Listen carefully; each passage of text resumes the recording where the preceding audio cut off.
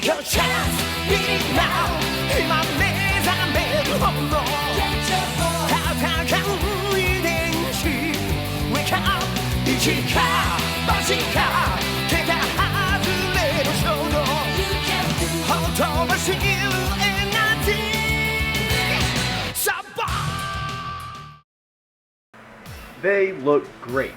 All of them. Characters, auras, beams, stages, just all of it. The two things I want to focus on though are the auras and the stages. Starting with the auras.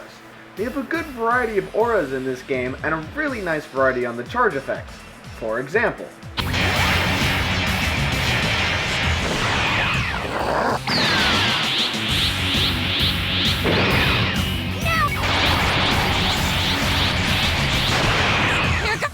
the last point I want to make are the two auras you can only use through items. The two flame auras. Both of these look really awesome, well worth unlocking.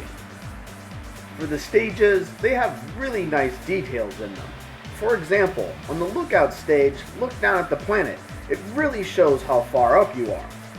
In the outer space stage, there's that little city far off in the distance. So, high scores all around for the graphics. The sound effects are dead on and the music is good, so that's all well and good. But the main thing to note here is when you go into Raging Soul, the music changes. After making a certain wish, you unlock the option to change this song to any of the other songs in the game. This is a really great option. Obviously, if you don't like the song, you can change it, and it helps to keep things from getting dull having to hear the same song every time.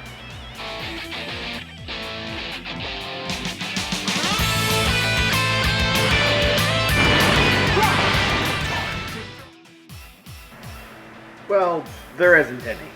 Okay, that isn't exactly true. It's just very limited. Instead of a story mode, you get special quotes that will pop up as you fight. At first, I thought this might get a little annoying as it works in every game mode, but it really doesn't. What it does is make a nice extension on the pre-battle quotes. You've always learned my power, strive that never change. That's why I decided to do this. You let gravity. The new main mode is called Galaxy Mode. This mode switches out story for a lot of fights. There are a total of 470 normal fights and 25 team fights. Each character has their own set of missions ranging from 5 to 10 depending on the character. For the missions themselves, you have some standard one-on-one fights to simply beat the other person, but more likely than not, you'll have some added conditions to it. Conditions such as having the difficulty increase as time goes by and starting the level with no health. Another thing that can come up in missions are a series of perfect actions. These are optional actions you can do. They include things such as doing a certain amount of damage, get a certain amount of hits, use certain attacks, transform, and win in a certain way. If you complete all these actions, you get an item that can help make Galaxy Mode easier. For example, an item that lets you start a mission with normal health instead of one hit away from death. The difference between the team missions and the normal missions is you need to clear multiple characters to unlock them. The missions themselves can change slightly depending on which character you play it as too. So how does all this come together? Well, it is a bit disappointing that there's hardly any story at all, but the mode itself gives you plenty to do, and there's some decent challenge on some of the missions. The best part of it though is every character has their own set of missions. This is always the part of a strict story mode that wasn't so good. You would end up playing as the same characters all the time, and some characters you would never play as. The last part of story is this, a short special. This isn't a full movie or anything, it's more a movie that had most of the plot taken out and it's just the fighting. It's decent, pretty standard movie stuff.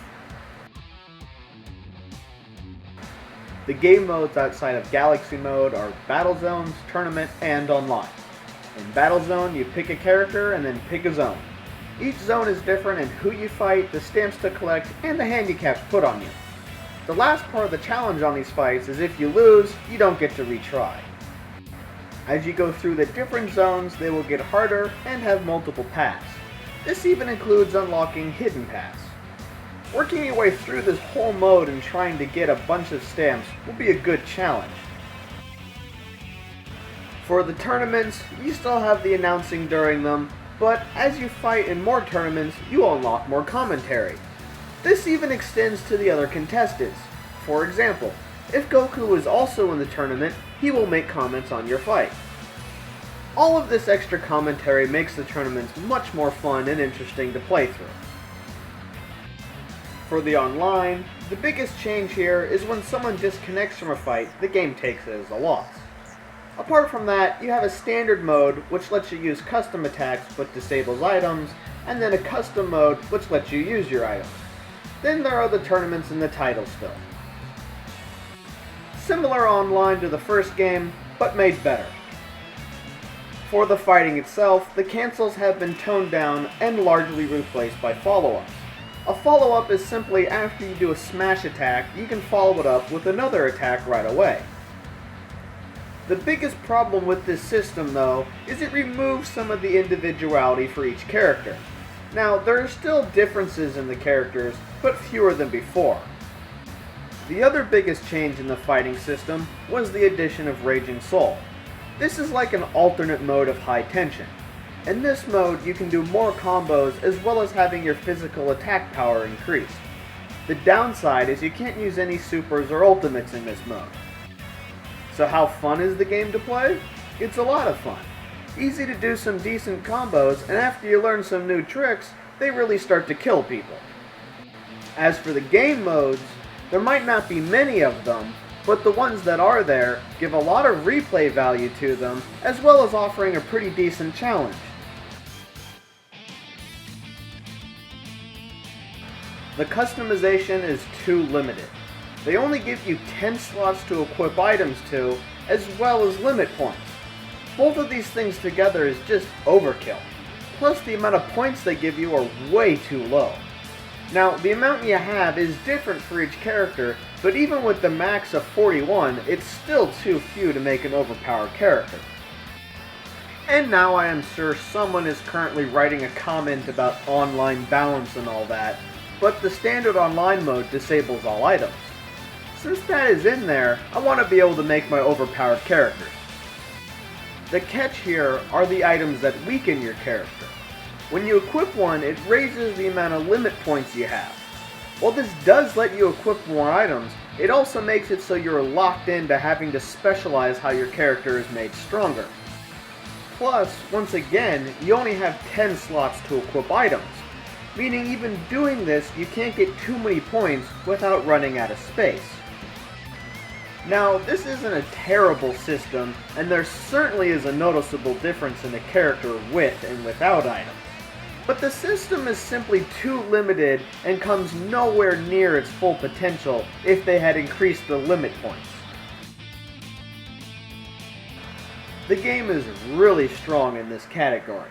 Let's start off with the attacks. Like before, they still look really nice, but the effects on impact have gotten an upgrade. While they look nice, sometimes the smoke can stay around too long and block your vision though. For the ultimates though, this change is huge. The generic effects on the ultimates hitting are both more varied and look a lot better.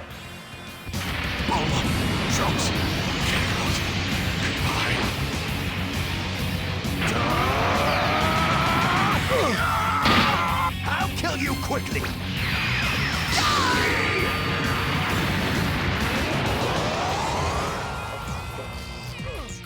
I won't let anyone stand in my way.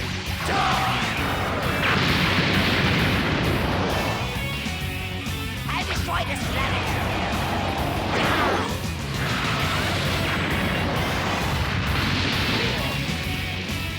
Let's end this.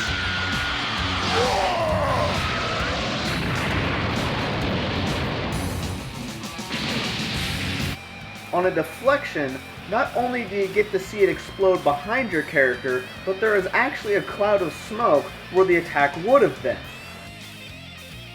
You can now get a tie in a clash and in a beam struggle.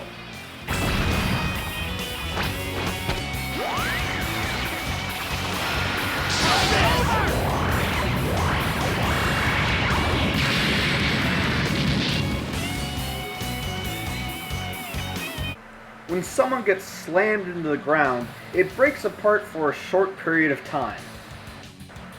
The character count is nice, and comes in a nice even 100 characters, counting transformations and all that.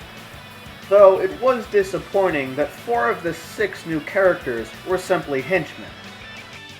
As for the transformations, well, there is cooler getting a good one finally. Apart from that, it keeps with the high standard of the previous game.